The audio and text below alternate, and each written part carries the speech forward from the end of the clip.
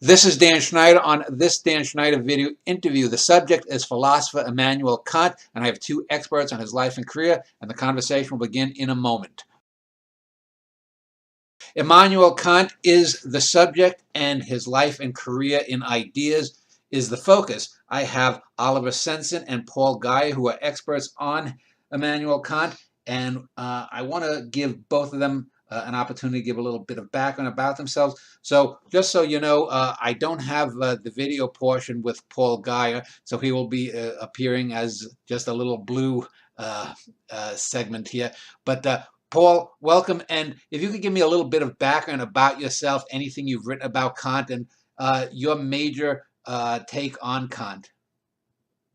Well, that's quite a lot. I've written a lot about Kant. I've written 10 books or something like that on all areas of Kant's philosophy, his theory of knowledge and critique of metaphysics, his moral philosophy, his political philosophy, his aesthetics. My first book was on Kant's aesthetics. My second book was on Kant's theory of knowledge and transcendental idealism. My most recent book is a collection of Kant's essays on moral philosophy. I've just finished a draft of a book on Kant's lifelong intellectual interaction with Moses Mendelssohn, in which their views about politics and religion, as well as other things, are at the heart of the matter. So that's something about me. And Paul, are you a professor emeritus at Brown University? No, I'm an active professor at Brown. I'm a professor emeritus from the University of Pennsylvania. Okay. I taught for 30 years, and when I moved to Brown, I had enough time in at Penn to retire instead of just resign. So I have the title of emeritus from there, but I'm still actively teaching at Brown. And before I interrupted, you were going to go on with a thought about Kant. Well, I mean, if you wanted me to say in 25 words or less why I've spent whatever is now pushing 50 years studying Kant, the answer would be Kant's view that you only need one thing to get morality off the ground. That's the idea that everyone should be equally free. And everyone should be as free as he or she could be, as long as that doesn't limit the freedom of others. That's the nutshell. Now we're going to talk in much more detail, I'm sure. Yeah, and let me get Oliver first. Oliver Sensen is with Tulane University, so welcome, Oliver. And likewise, if you could give a précis on your life and your studies of Kant. Thank you. I try to make it short. So I'm a faculty member at Tulane University, and I'm mainly working on autonomy, dignity, respect, but also on freedom and the self.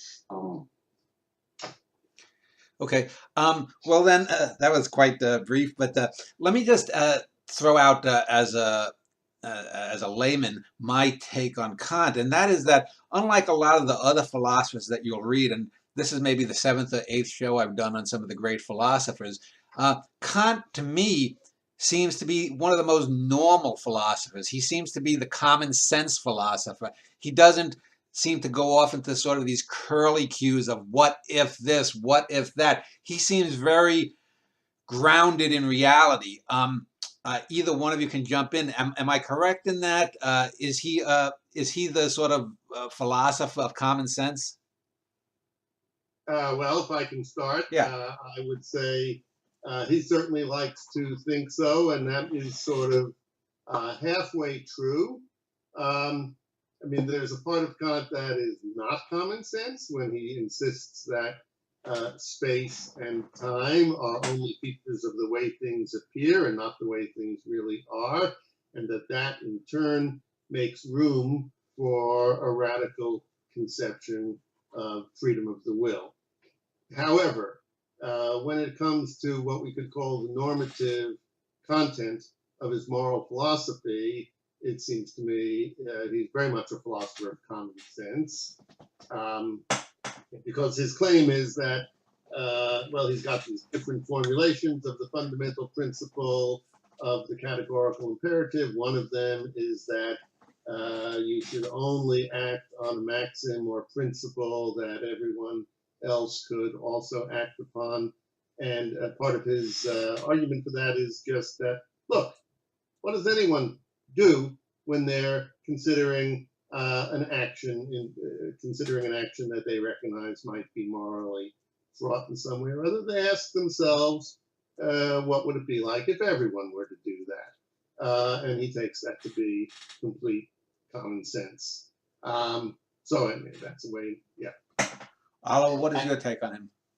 I think you're exactly right. So one thing I think is really praiseworthy about Kant is that he always asks the deep questions. He basically asks the childhood questions we all have, and he doesn't go off, as you described, he doesn't go off in these logic tantrums or some little logic games and try to answer artificial questions, but these are very deep, very basic questions. And the second part is something Paul alluded to. It just Kant had to pick up where Hume left off. So he's basically an indirect realism. We know this problem from the Matrix, from the movies The Matrix. If you basically just have access to representation of things, so you look at an object, a random object, a table, you close your eyes, you have a representation of the table in your head, so to speak.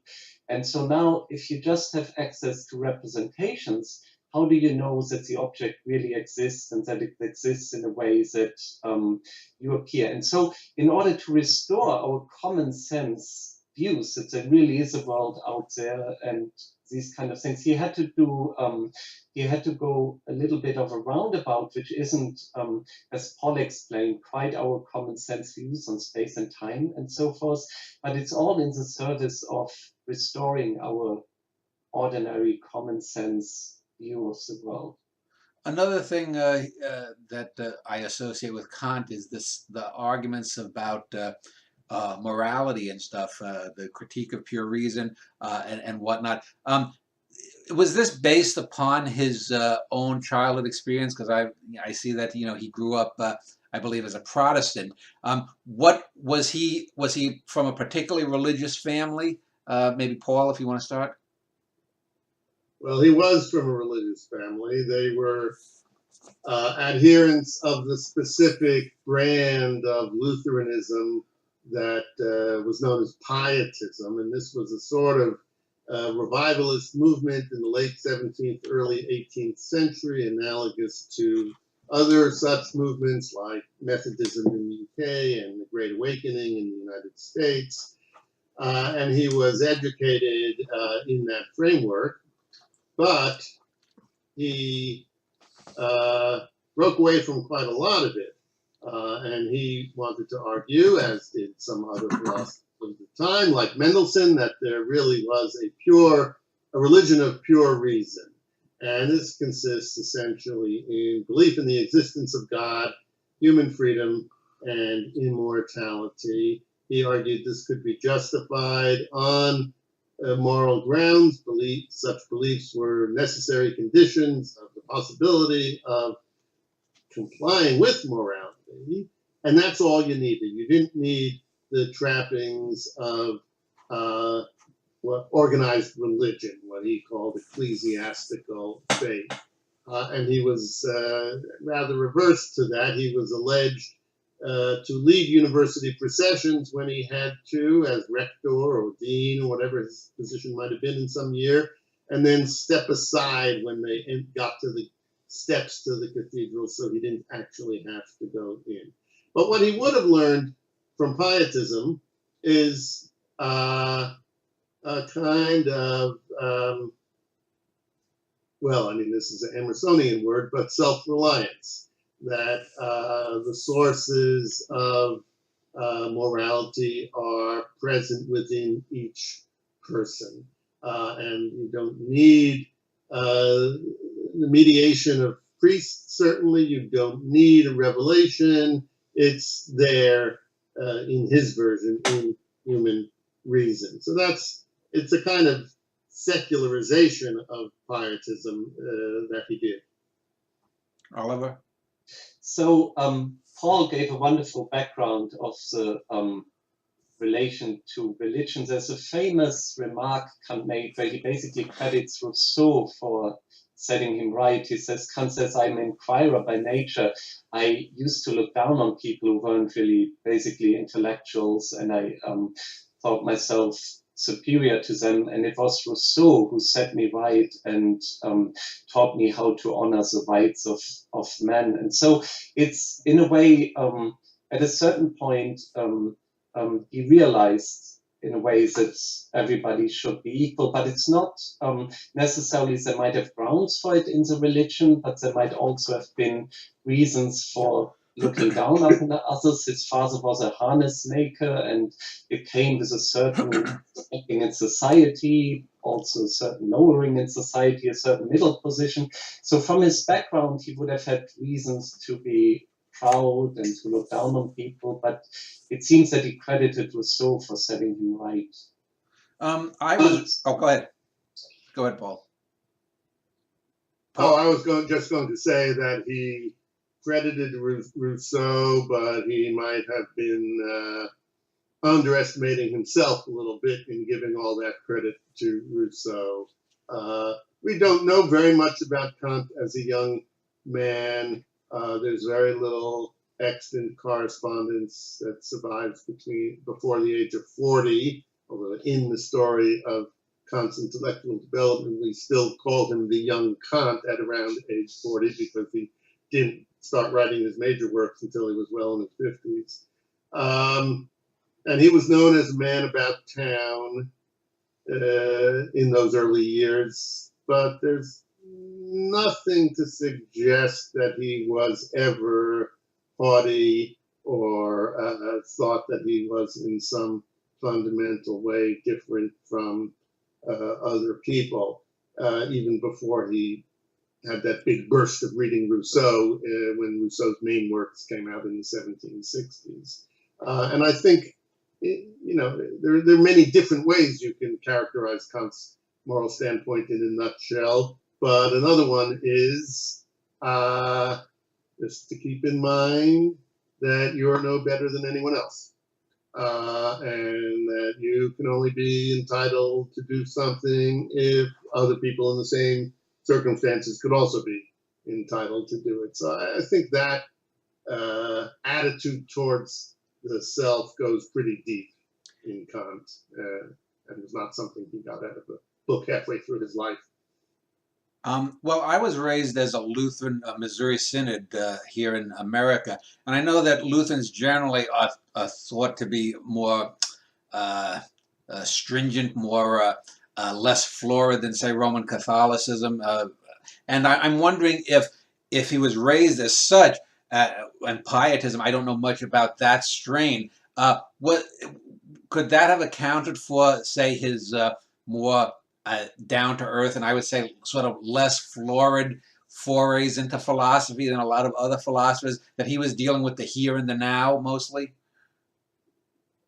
I don't think it would have done it by itself. I mean, a kind of person, a sort of obvious contrast is Leibniz. Yeah. And Leibniz is your archetypical example of a philosopher who starts off with a few apparently innocuous premises and sort of creates a remarkable Baroque structure on that basis that appears to have very little to do with common sense. But he was brought up as a Lutheran too. Not a pietist, but a Lutheran. So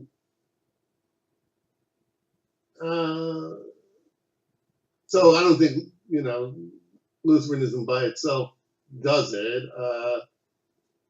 Combination of the specific family situation and education and the disposition of the individual, I guess. Oliver, how about you? We spoke of the categorical categorical imperative and necessary conditions, just words like categorical and necessary almost imply a sense that it has to be this way. Do we have any idea? Was he raised in a dogmatic household?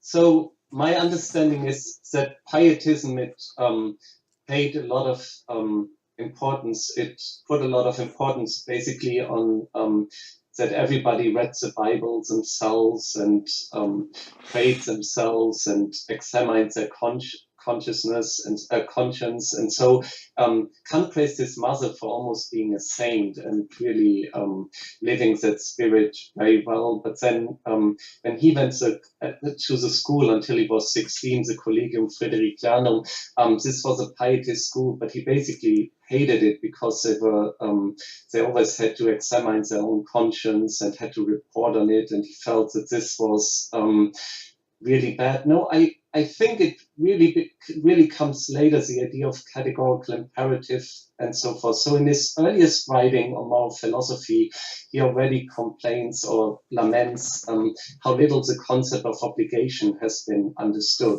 And so it takes him a long time to work out how could it be that we ought to do something independently of what we want.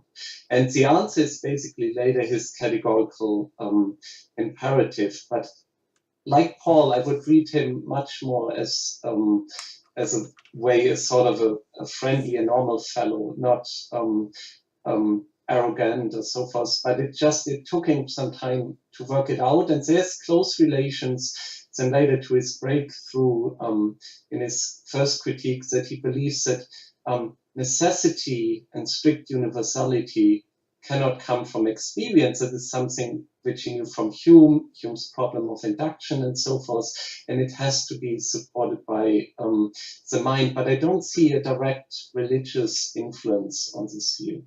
And I think the crucial thing is that, yes, he does hold that the categorical imperative has to be universal and necessary, that what it consists in is essentially the requirement of universal validity on for the principles of your action. But it comes from within. It doesn't come from someplace without. It comes from the nature of human rationality itself. What human rationality, in some ways, the most fundamental characterization of rationality is that like cases should be treated like. And he thinks that applies in the case of morality and with reference to potential actions, as well as in scientific research and so on. So it's our own rationality that dictates the categorical imperative to us, not some external agency, not a voice on a mountaintop or some old books or anything like that. So that's. And if I can follow up, so there you actually have a direct break with religion. So what Paul described is also his slogan of autonomy, that basically morality has to come from our own reason, from our own autonomy. And there he would argue directly that it couldn't come from God, or if it came from God, it wouldn't matter to us, because the idea is if it were an external command, like it comes from your parents, from society, or from God, you still would need a desire not to be punished or a desire to be praised in order that this external command would be valid for you. But then you're really bound and motivated by one of your own desires. And then he would say desires are relative and contingent. They are different between different people. Even in my own case, they're stronger at certain points than at other points. And so this couldn't ground. We remember he wanted to solve the problem of universal unconditional obligation.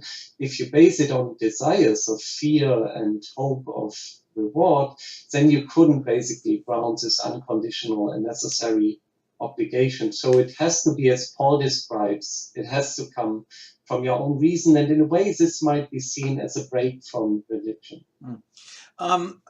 Excuse me. I want to talk a little bit in a moment about supernaturalism and Kant's views on God and that. But before we move on to that, I do want to talk about the categorical imperative one more time in terms of the modern concept of situational ethics. And I'll give you an example. Back when I was in high school or junior high, a science teacher of mine had brought in a fellow who was a friend of his who had been in the Vietnam War. And he told this story to the class about how he was on a lookout and was up in a tree, and they were looking for the Viet Cong, and a little girl came by and saw him up in the tree and pointed to him and was about to run off, perhaps to tell that there was an American soldier there. So he had to kill the little girl. And the guy told he was still broken up years later about having to basically murder this child to save possibly, his whole troop. So that's a case of what we now would call situational ethics. What would Kant think, though, with the categorical imperative of that decision made by the American soldier? Let me start with you, Oliver. So I would just say, is it a different level? So Kant's question would be, so to speak, in the first instance, a meta-ethical question is basically, how could there be anything that is unconditionally binding that you ought to do? And the answer would be the categorical imperative. How you get concrete duties out of it. There Kant would repeatedly say you need anthropological knowledge, and he would admit a charge which would later raise that by itself the categorical imperative is empty. So you couldn't just sit down in an ivory tower, take the categorical imperative, and just as the imperative get a list of set of actions which you always should do, and so forth. So it would need more anthropological knowledge. And in his example, Kant says basically he explains the categorical imperatives, the procedure of applying of deriving concrete duties, as saying don't make an exception for yourself, number one, but second, to laws which you believe to be objectively necessary. And on my readings, the second part, which laws are objectively necessary, he would refer to ends of humanity. And this is a much more contested field and basically needs a theory of human nature.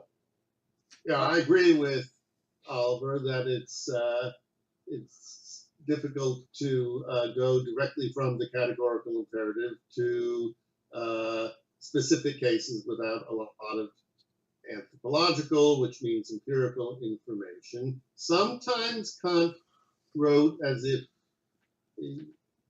the connection is very direct. So he has the famous case of the murderer at the door, and if someone comes up to your door and clearly has evil intent and asks, is such and such a guy hiding in your house? Yeah.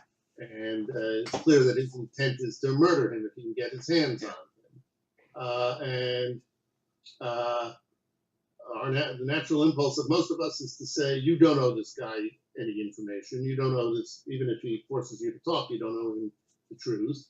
The assumption is that the person that's hiding is innocent of any crime. So most of us would say it's okay to lie in that kind of case. Whereas Kant says in that case, no, it's never all right to lie, even if an innocent should perish. But that's a sort of isolated essay. People have a lot of problem fitting that into Kant's larger view. The larger view seems to be more like, well, whatever you decide in a difficult case, you should be guided by the thought that would your decision be acceptable to others? Would the principle that you're acting upon be acceptable to others? And so to apply that to the Vietnam War case, or any kind of case, if it were just a matter of pitting your life against the life of this child, well, that's a really hard case. What makes your life more important than the life of that child? On the other hand, and this is how you put it, Dan, it's a question of saving your entire troop, then, perhaps anybody would think, well, it's an unfortunate circumstance. Life is not always fair, but better that one should perish than that 50 or 100 should perish. And if it were really true that that is a principle that everybody would accept, then unfortunately killing that child would pass a test that was consistent with Kant's categorical imperative. And that's So, and that this latter day, I'll give you in a sec. That just so people know, that example that you gave about the hiding the person has since post World War II been called the Anne Frank case, or the Anne Frank experiment, or thought experiment. But go ahead, Oliver.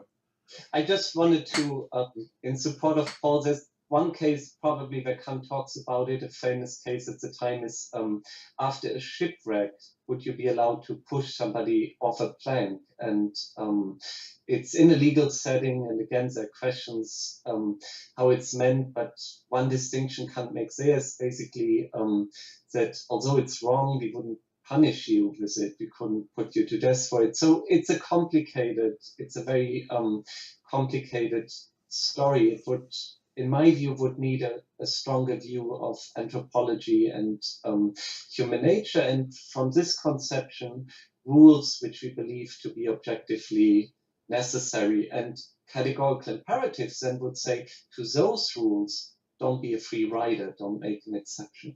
Yeah, that's crucial. And if I can add one thing. Go ahead.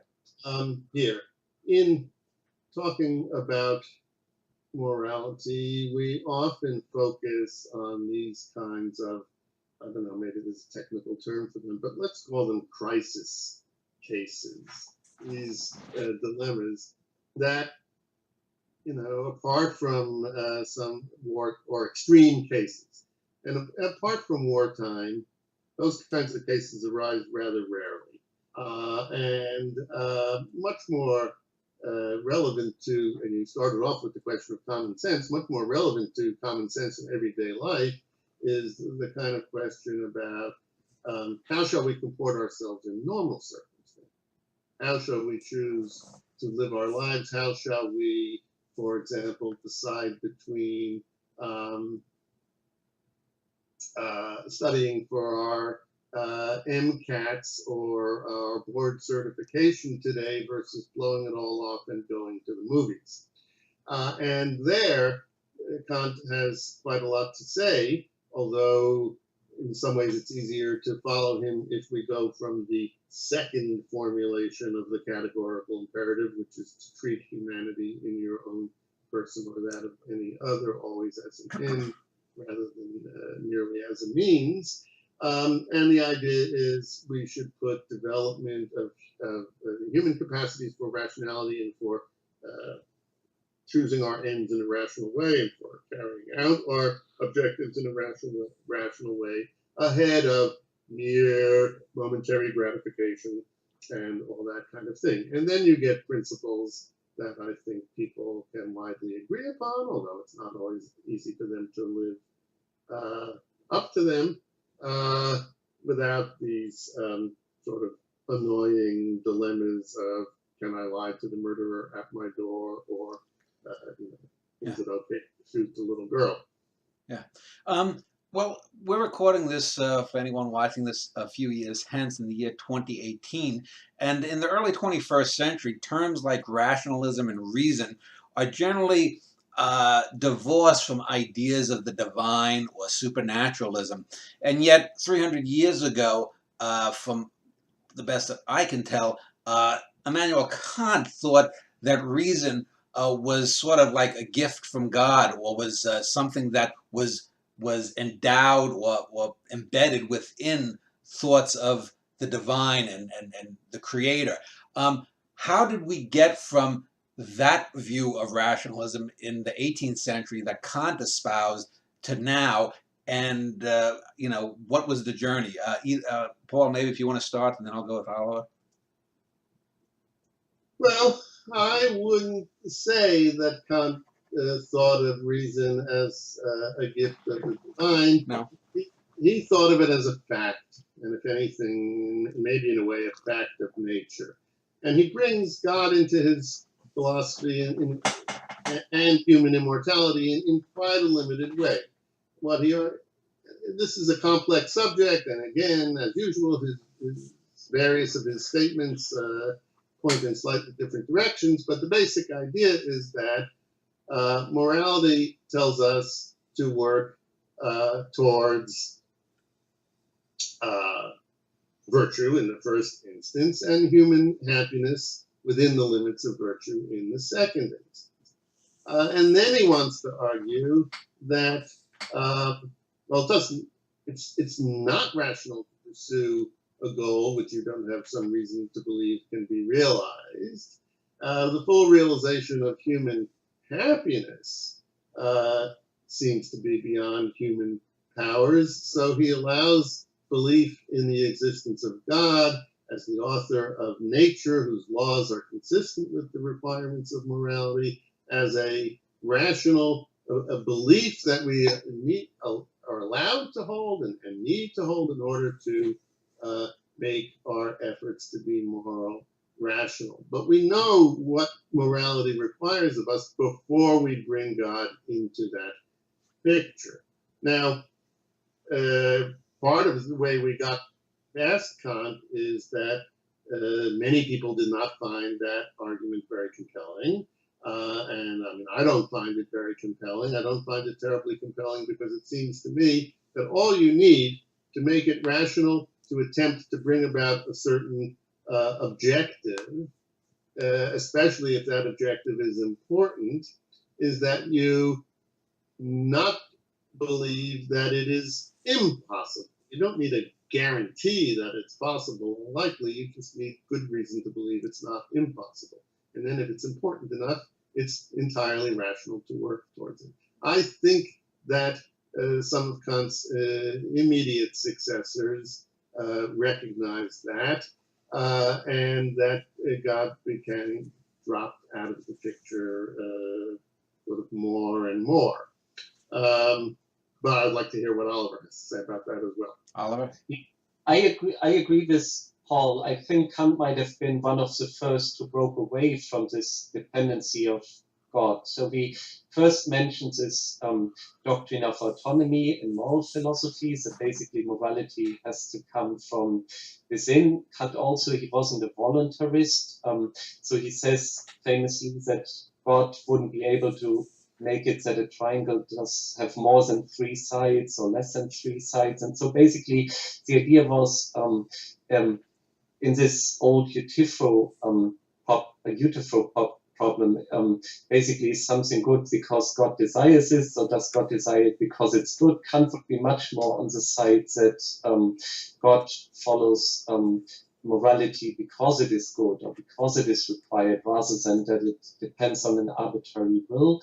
And Oliver, let me just say that, because you mentioned the triangles, would it also be fair to say that Kant's belief is that God, just like it would be illogical to call a 7-sided object a triangle, that it would be illogical as well for God to say an immoral act is moral?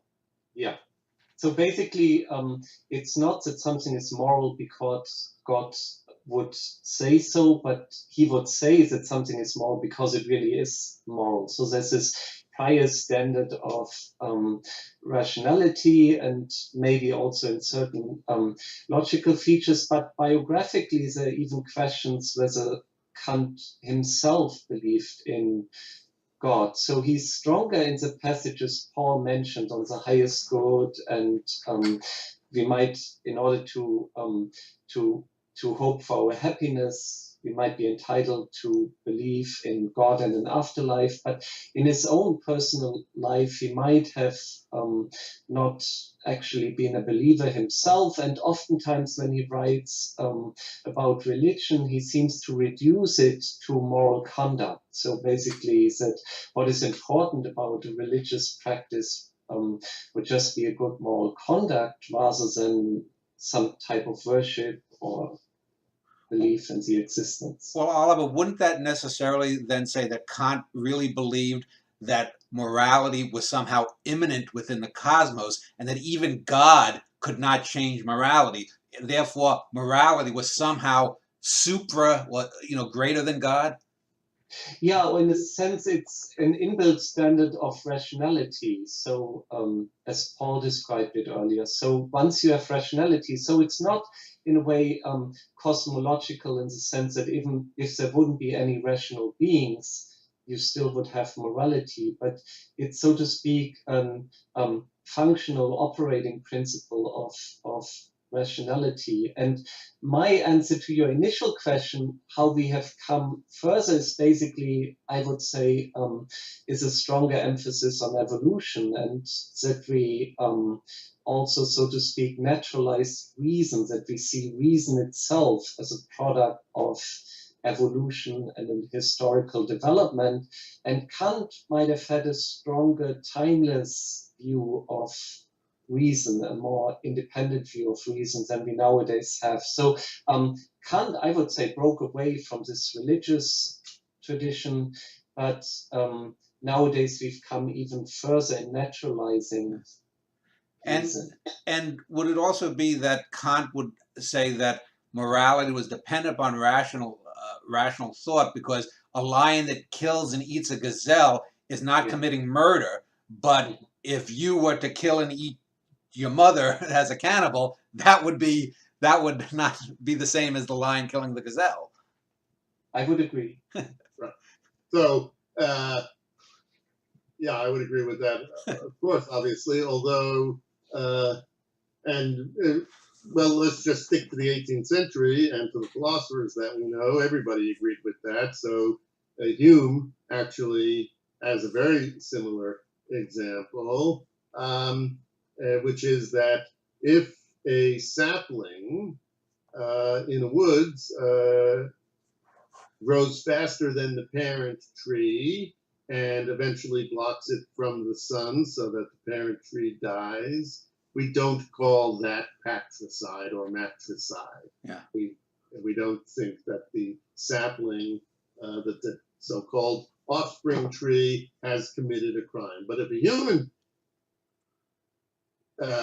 brings about intentionally, we're to intentionally bring about the death of a parent, of course, we think that's one of the most heinous crimes that there could be. Now, in the case of Hume, his argument is just, well, we just have a kind of feeling of revulsion, a very strong feeling of disapprobation in response to the prospect of a human child killing its parent, and we just don't have that kind of feeling in the case of a tree.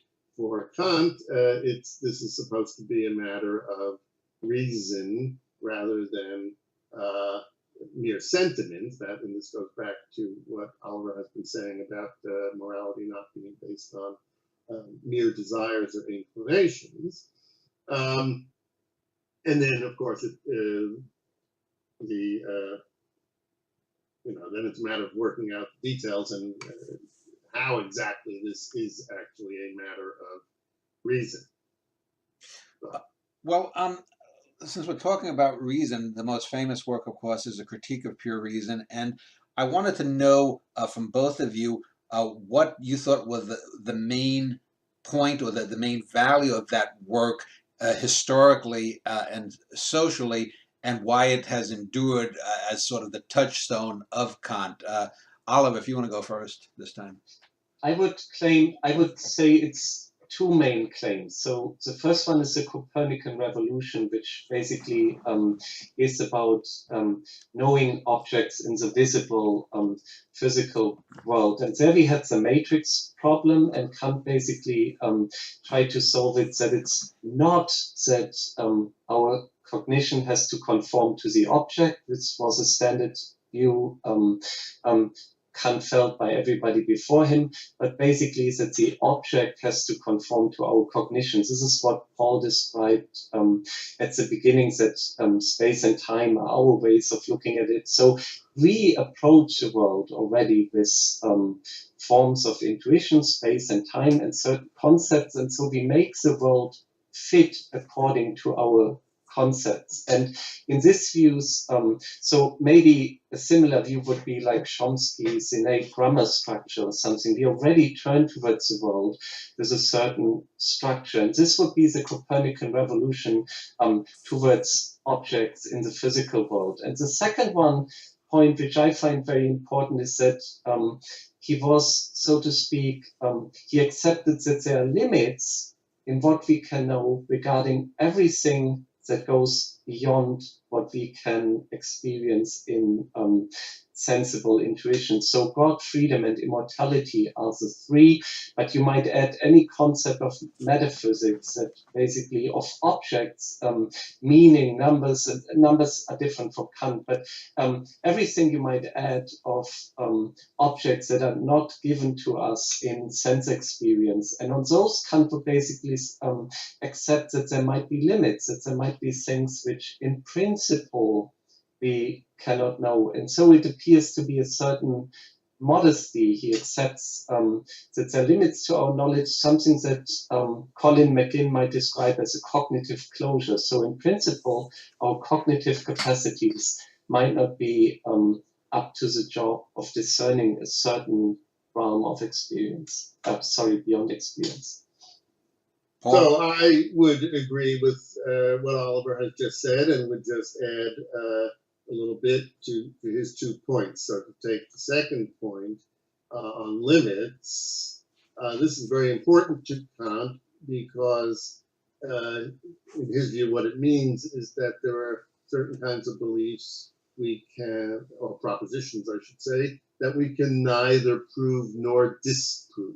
So we can't prove the existence of God by any of the traditional arguments for that proposition, but neither can we disprove the existence of God because that would be, by definition, something beyond the sphere of our experience. So if then that leaves a certain room for a certain kind of intellectual freedom, if we need to be able to believe in the existence of God for moral purposes, then we're free to do so, as long as we understand that this does not amount to a theoretical proof, because it can't be theoretically disproven. So that's the sort of further twist on the point about limits. On the first point about how the world comes to us through the framework of our own minds or forms of cognition. There we have to emphasize, and Oliver alluded to this, but I just want to emphasize it a little bit more, that is not a trivial statement. I mean, he doesn't just mean things like, well, as a matter of fact, we human beings are more or less capable of hearing sounds between 20 hertz and 20 megahertz, but sounds of a lower frequency or a higher frequency we can't hear, but we all believe dogs can, for example. Or it's not just that we happen by reason of our physiology to be limited to the visible spectrum from red to violet, but we are incapable with our unaided eyes of detecting infrared or ultraviolet radiation, whereas we believe various insects are, and with the kind of equipment we cleverly construct, we can also detect these things. No, it's not at that level that he's saying our view of the world is formed by our own constitution.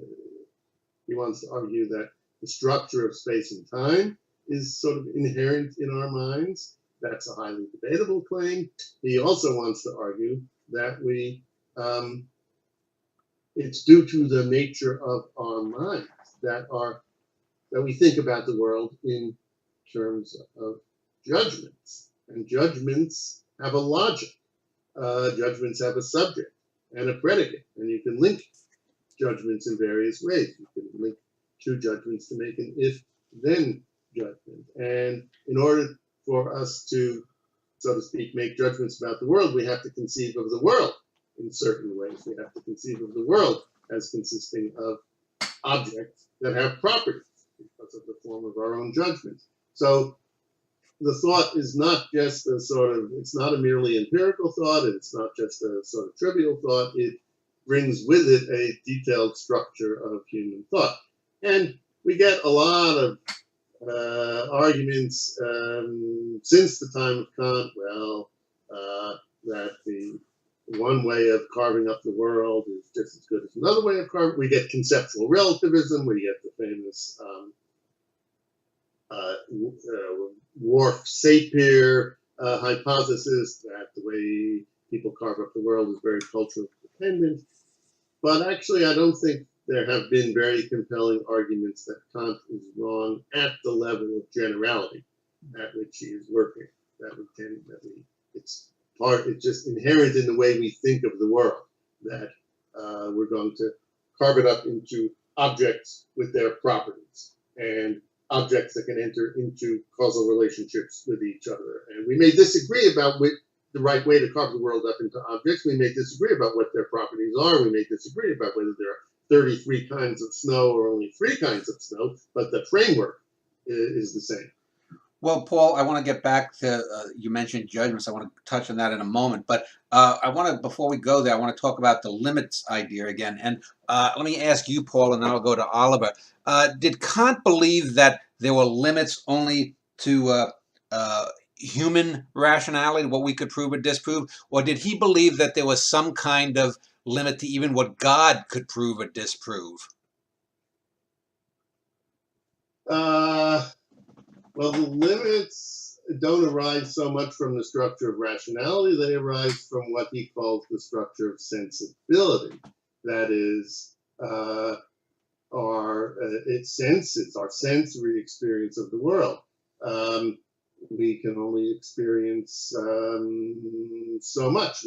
The limits of our sensory perception may always be indefinitely extendable, but they're never infinite. So there are various kinds of, we cannot directly perceive anything infinite or complete an infinite synthesis in his language. That's where the limits come from. So, but the point is, reason for us, reason has to be applied to something. Now, and that's going to be furnished by the senses. So the limits are going to be placed upon reason by the limitations of the human senses. As far as God is concerned, this basically, in Kant's view, it is idle speculation to think about how God might cognize things. Sometimes he says, well, we can imagine, and this is actually a traditional theological thought, we can sort of conceive of God as via negativa. We can say what the limits of our cognition are, and then we can imagine that there's some other kind of cognizer that doesn't suffer from those limits. But that's not very useful for anything except as a way of emphasizing what the limits are. And this is why Kant argues that the only meaningful statements about the nature of God that we can make are the ones that are, in his view, required by morality. So if we want to talk about God being just and God being benevolent and so forth, well, we can talk about that because that makes sense for him, at least. That sort of fills out morality. But we can't ascribe any other predicates to God except those that are required by morality. And he actually concludes each of his 3 critiques with that very same thought. So that was an argument of great importance to him. Oliver? Yeah, I basically agree with, I agree with everything Paul says, and I don't have much to add. So if you think about cognition, you think you want to know an object that is different from you. And the first thing Kant would say is that to human beings, there has to be a way how it is given to us, and this is sensibility. Now, in order to explain how it could be that objects are the same and that something that, like science, is possible, he introduced what we had before as the Copernican revolution. So we basically approach this object with this same structure, with space and time. We order it in space and time, these sense impressions, and then we turn to them with these forms of judgment Paul earlier described. And this includes concepts like causality and substance and so forth. And so whatever knowledge we have of those is basically our ordering of these sense impressions. Now, if you go beyond what is given to us, as an object is not given to us in sense experience, now if you think, is God a substance, is God one, is God in causal relation, these would just be mere word games on the in-base structure we have in our mind. It doesn't relate to any object. It's just basically talking about the structure of our mind and how our mind would like to order things, but it doesn't really relate to anything that is external to us unless we have a sensible intuition of it. The case of God is described as Paul said earlier, just we don't really know how God would function. I mean, one sense is, one view is that he wouldn't be limited to space and time. So these are just forms how we relate to the world. If he doesn't have it, he might see everything non-temporally, non-spatially. He might see everything in one view. Kant also had this view that God has an intellectual intuition, which basically means if he thinks of something, he would create it. So it's not, so to speak, a passive intuition that he has to take something in passively, but once he would think about it, he would actually create it. But it's mainly, as Paul would say, limiting concept. It's in a way there could be a cognition difference than ours, but what God would actually be like, that would really be, that's beyond our comprehension, because we are limited to our concepts of our mind. Well, Oliver, let me pick up on a point that Paul had made. He had talked about Kant's idea of synthesis, and we talked about judgments. And just looking up again, it's been many years since I read the Critique of Pure Reason, but there were synthetic and analytic judgments. And so if you could just give an idea of what they are and maybe an example of each. Yeah, so analytic judgment is basically that the predicate is contained in the subject term. So we had earlier a triangle, that a triangle has 3 sides. It's not actually the definition or that a circle is round. The actual definition is that every point has the same distance from the middle point or so forth, but that in a circle, every point has the same distance to the middle point. That is basically an analytic judgment. If you say, I drew a circle, I hold it behind my back, what can you tell me about the circle? I say, I don't know in which color you drew it, but I can tell you that every point has the same distance from the center point. Synthetic judgment is where the predicate contains something new that is not yet contained in the subject term, so that your hair color is blonde or that your hair color is dark. If you tell me that Peter's hair color is blonde, or if you tell me you've met a Peter, I couldn't say just from knowing that you met a Peter that his hair color is blonde or brown or whatever. And so in this sense, it would be something new, where normally you would need experience to learn something new, to make synthetic judgments. And the big point, the important point in the first critique is then whether we can know synthetic judgments in an a priori manner, whether by pure thought we can extend our knowledge as metaphysics traditionally wanted to do. By pure thought, we wanted to know whether God exists, whether he's a just God, whether there's an afterlife, and so forth. And Kant's main question of the first critique is then whether synthetic judgments are possible in an a priori manner, not just in an empirical manner. To which I would add that it turns out that there are, according to Kant, that there are some synthetic a priori propositions that we can know, or some synthetic propositions that we can know a priori, to be precise, but not all the ones that traditional metaphysics thought. So in particular, any claim about God cannot be known. Any synthetic claim of God, such as that there is a God, since existential judgment is always synthetic according to Kant, that cannot be known. but certain fundamental principles of judgment that basically arise from combining the forms of intuition with the forms of conceptualization, those can be known a priori, so that every event has a cause that Kant claims that's synthetic. It's not part of the concept of an event that it have a cause. It's not trivial judgment.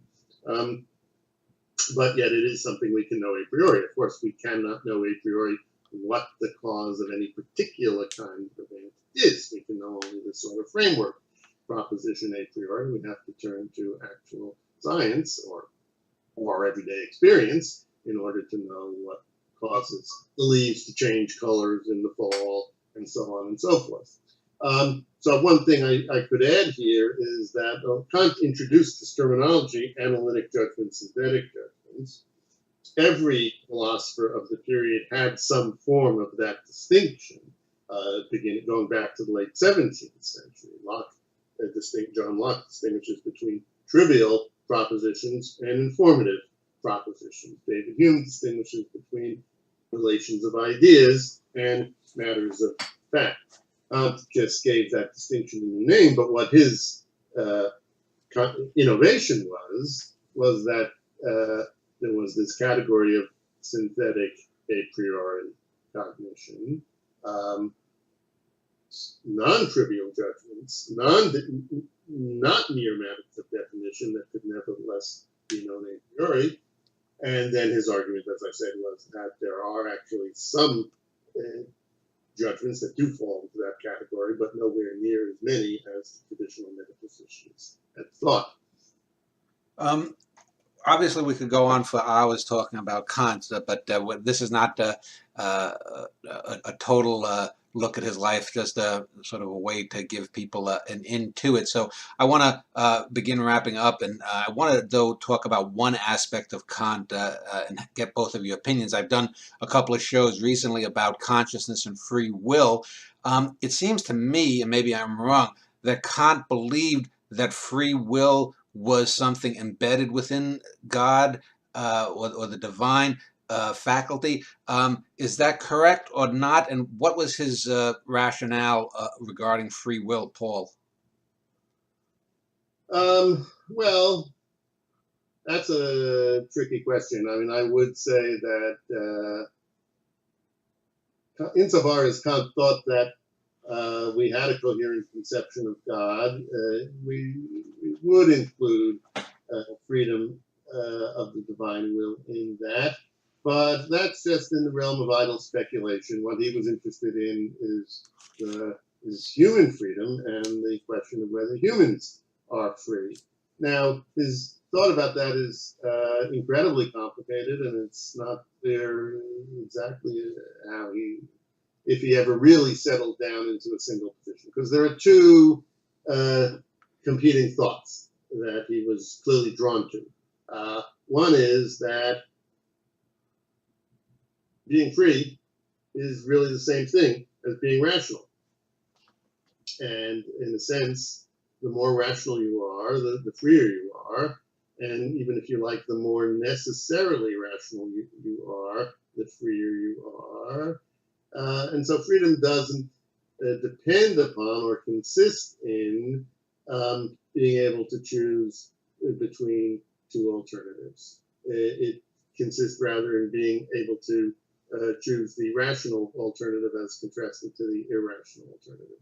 On the other hand, he was also tempted by the thought that rationality dictates the right course of action, of course, but what it is to truly be free is to be able to decide whether or not to do the right thing. And this is the view that he especially presents in the book that he calls Religion Within the Limits of Reason Alone. He says, of course, look around you. Many people, much of the time, maybe everybody, some of the time, does evil things. If you do not believe that people are genuinely free in the sense of when confronted with the possibility of an evil thing, being free either to do it or not to do it, if you think it's determined which way they'll do, then you can't blame them. of course, we do blame people for being evil. So then we must be free in this radical, often called libertarian sense of simply being able to choose one way or the other. Of course, that has good implications as far as he's concerned. Namely, suppose people have chosen to be evil. Well, since they freely chose to be evil, that must mean they could also freely choose to be good.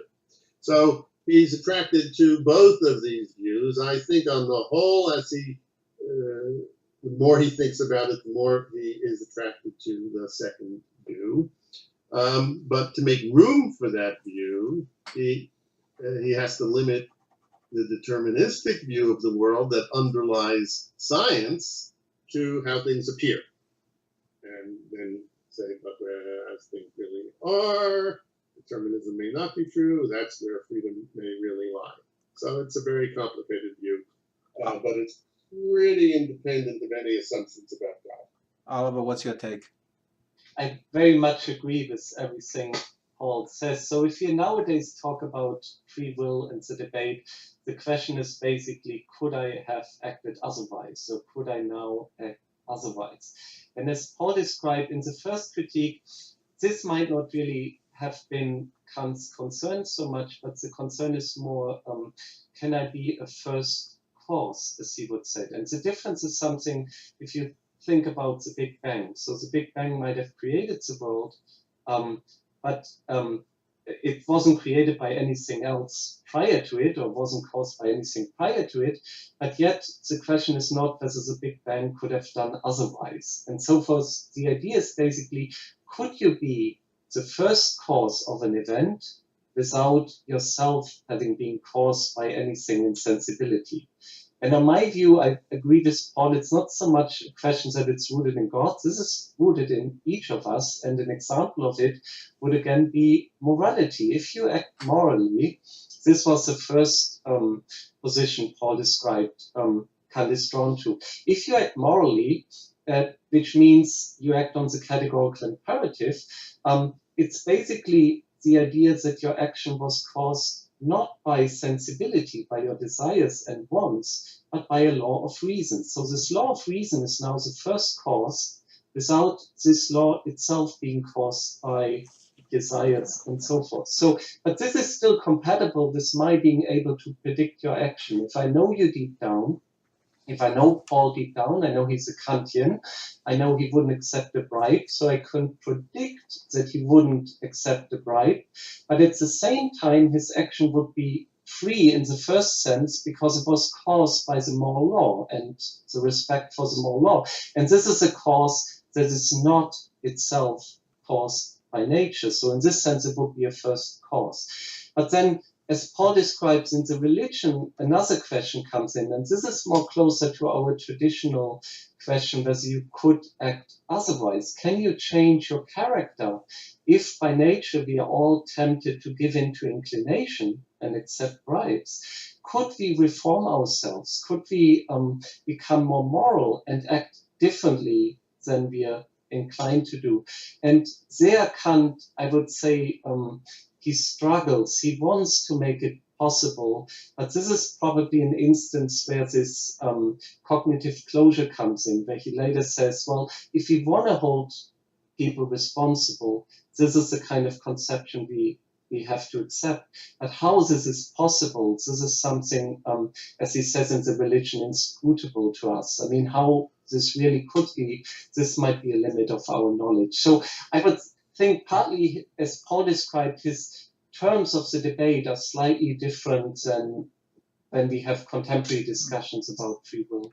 In other words, though, for a layperson, a triangle that has three sides could never become a better triangle with more sides, whereas you, Oliver Sensen, could perhaps become a better Oliver Sensen, but still remain Oliver. Much better, yeah. Okay. Well, let me just wrap up and ask a final question, and then give you both a closing statement. I'll start with Paul. What now over 200 years since Kant's death? What do you think accounts for his influence within philosophy and the world in general? And do you think in the future, are you or anyone else that you know of going to be writing about anything that someone maybe has missed in Kantian thought. Paul, if you want to go first. Well, as I said at the beginning, I think that it's Kant's,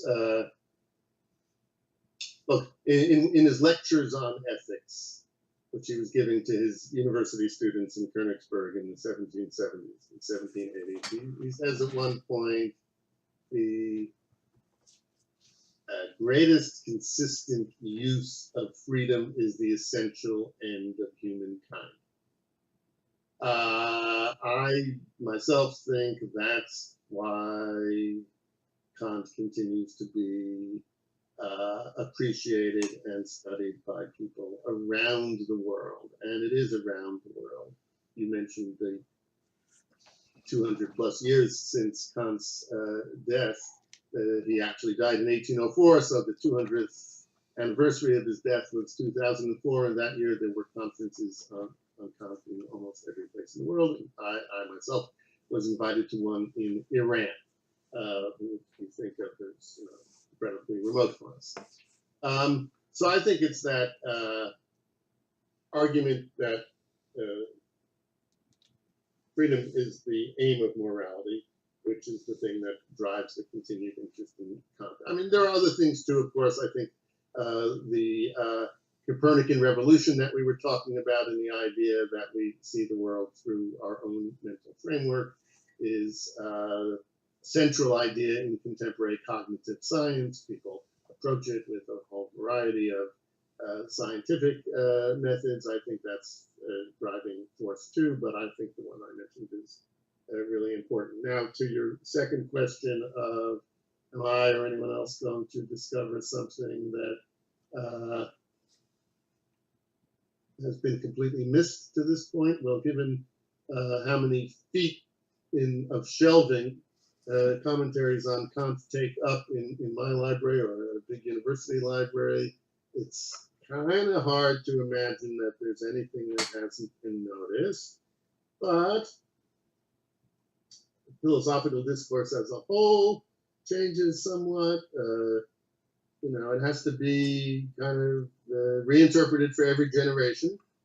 So people will find different ways of putting points, mostly have been made in one way or another. But of course, one last thing you learn, I think, from philosophy in general is you never know. So who's to say there's not some idea out there that none of us has thought of yet? Well, Oliver, how about you? What do you think accounts for Kant's continuing popularity and import? And do you think that there's something major that could be revealed about Kant's thought in the future? So two things for the popularity. The one is that basically, so this universalism, this moral universalism we talked about, that you should respect all human beings independently of race, gender, and religious orientation, which is theory proposed, and also that it's not dependent on God. So there's a promise that we can justify it independently of what certain religious beliefs of people. You don't have to first accept a certain doctrine of God in order to this universalism. This would be one feature that would be highly popular, and also in a way what what is, so to speak, highly popular is that he always asks the deep questions. What you said at the beginning in your opening was very, that he seems to relate to common sense. So he's not in some fashion engaged in some fashionable logic games that are popular right now, but he basically asks the deep, enduring questions. Another thing he's popular is that oftentimes you can interpret him in very different ways, and this makes him interesting for different generations, because you might find something new in this text. So to your second question, what would be the newly things that are discovered? People are now working more on other areas in Kant, like his psychology, his views on religion, his views on politics, and there might be things we can discover. But I think really the worthwhile thing is to look again at what Kant wanted us to get from him. And this is what we described earlier. The question, does a rationality is merely a product of our evolution, is historically conditioned, or whether there more timeless structure to our rationality, which in the end, if you apply it to morality, has the promise to justify human rights and a universal morality that could be binding for each of us. Yeah, I do think that probably what my own opinion, what accounts for Kant's enduring popularity is he seems to be, the guy who resonates mostly with the common person. Most common people could understand him, whereas with other philosophers, it would probably go over the head. But anyway, I will link to both Oliver's and Paul's web pages below this video. Anyone who has been interested in anything they've said can be free to contact them at their will. I want to thank both Oliver and Paul for spending over an hour speaking about Immanuel Kant. So thank you both. Those were terrific questions. Thank you so much for having us. Welcome.